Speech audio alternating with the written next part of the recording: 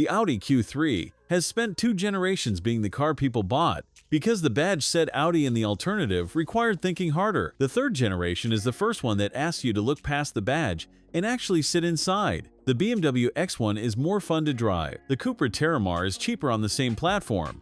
And this Q3 is still making an argument that neither of them can make. Whether you buy that argument depends on what happens in the next 4 minutes. The 3rd generation Q3 does not look like a small car anymore. Audi gave it the split headlight treatment from the Q6 e-tron, with the daytime running lights sitting high and the main LED units tucked low into the bumper. The effect is wider and lower than the outgoing model, which looked tentative by comparison. In S-Line specification, the front bumper commits to an aggression the base car avoids. The rear light bar connects the taillights across the full width, a detail that used to be reserved for cars further up the range. I have spent time in entry-level luxury SUVs, where the word luxury applied only to the badge on the bonnet. This is not one of them. The digital stage layout pairs an 11.9-inch instrument cluster with a 12.8-inch center touchscreen running Android-based software, and the result is one of the cleanest cockpit designs in the segment. Audi replaced the traditional stalks with a column-mounted control center. Gear selection, wipers, headlights, all operated through stubby paddles and switches on the steering column. I expected to hate it.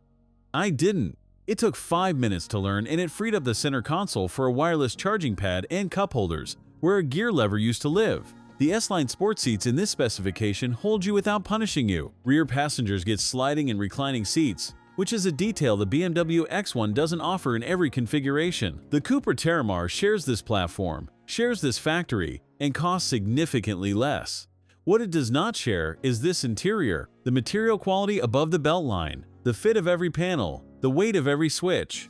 That gap is where your money goes. Whether that gap is worth several thousand euros is the question this car lives or dies on. 488 liters of boot space, with the rear seats in their normal position.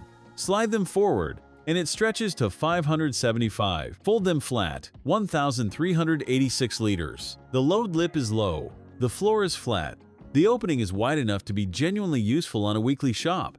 Practical enough that the Terramar comparison stops being about space and starts being about everything else. 1.5 liters, 4 cylinders, mild hybrid with cylinder deactivation, 148 horsepower, and 250 Nm of torque through a 7-speed dual clutch to the front wheels. 0 to 100 in 9.1 seconds.